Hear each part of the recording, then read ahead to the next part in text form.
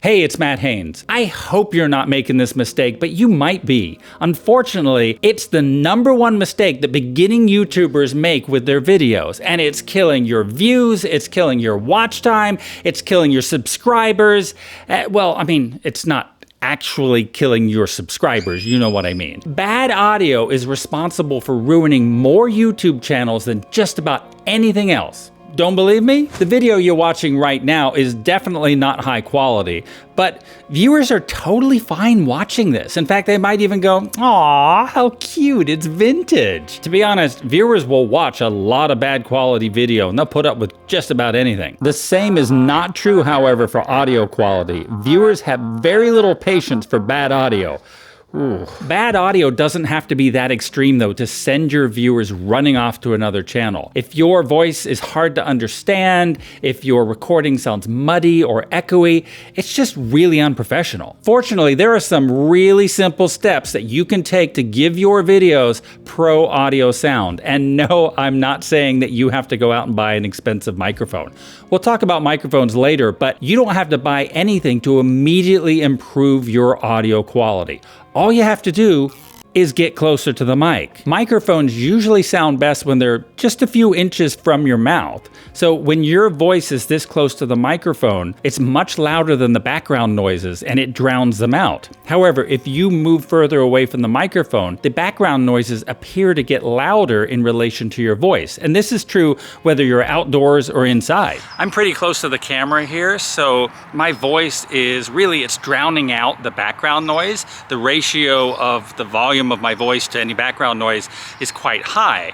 However, if I move back away from the camera and then adjust the volume afterwards, you'll notice that you hear a lot more of the background noise because my voice is not drowning things out anymore. And likewise, when I'm indoors, if I'm close to the camera, then my mouth is close to the microphone and you're hearing mostly the sound coming directly from my mouth to the microphone.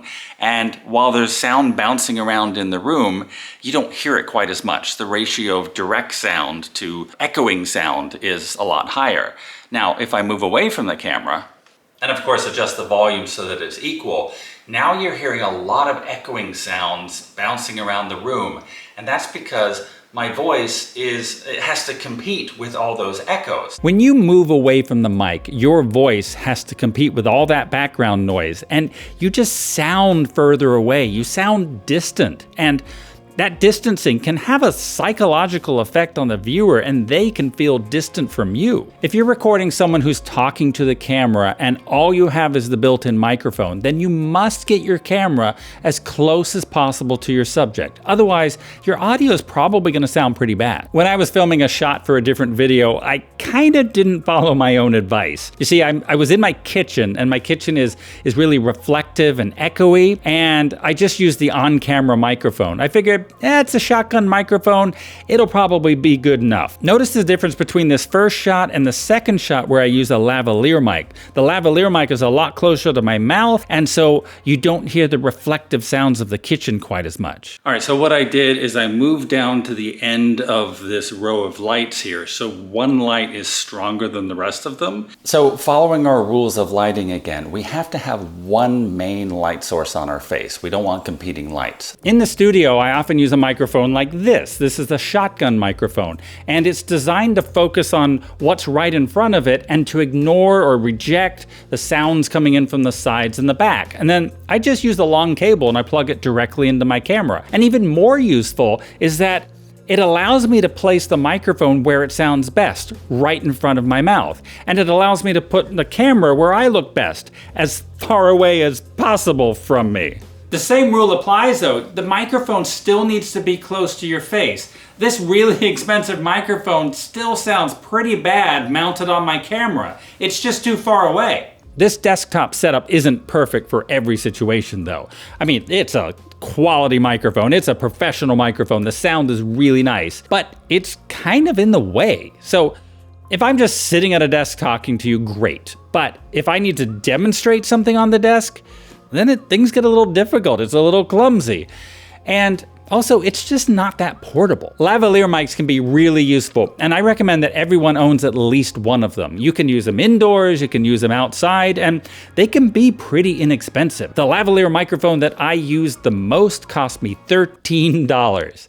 Well, actually no, it was free. I bought something else and it just came with it. But if I had to buy it again, $13. With a lavalier microphone, your audio will always be very consistent, and that's because your lavalier mic will be the same distance from your mouth all the time, no matter how far away you get from your camera. By the way, I've included affiliate links in the description of this video for many of the pieces of gear that I've talked about here. Now, I have paid for all of this stuff myself. Nobody's sending me free stuff. Nobody's paying me to talk about this or use it.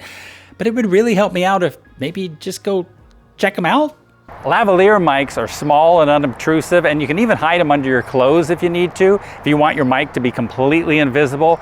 Although, because they're small, just because of physics, they don't sound as good as like a big studio microphone, but a lot of times they're good enough. The cheapest lavalier mics have a cable running directly from the microphone to your camera or your phone, and that's great for a lot of purposes. However, it is possible to get tangled up in your microphone cable, and if you forget to unplug it, you might have it rip off your shirt when you walk away, or even knock over your camera. A much more expensive option is to get a wireless lavalier microphone. $13, $200. A wireless lavalier microphone is going to allow you to get just about any distance away from your camera and not have to worry about tripping over any cables. I talk a lot. It's what I like to do. I'm not even getting paid for this. In some of the outdoor scenes, you may have noticed these little furry coverings on some of the microphones, and these are called dead cats, believe it or not. And they do a great job of reducing rumble and noise due to wind. Don't rely on your camera or phone claiming to have built-in wind reduction. This feature doesn't usually work very well. If you're outside, whether or not you think it's windy, you gotta have a dead cat. They're essential to have on your microphone. Audio is obviously really important for telling your video story, and even the lack of audio can help tell your story. Did you notice how the music dropped out right there? That should tell you, hey, something important is coming up, like right now, because I'm gonna ask for your help. I've set a goal for myself. I'm trying to get my subscriber count up to 500 by the end of the year. And I think I can do it, but this is where I need your help. If you haven't subscribed yet, could you please click on my face?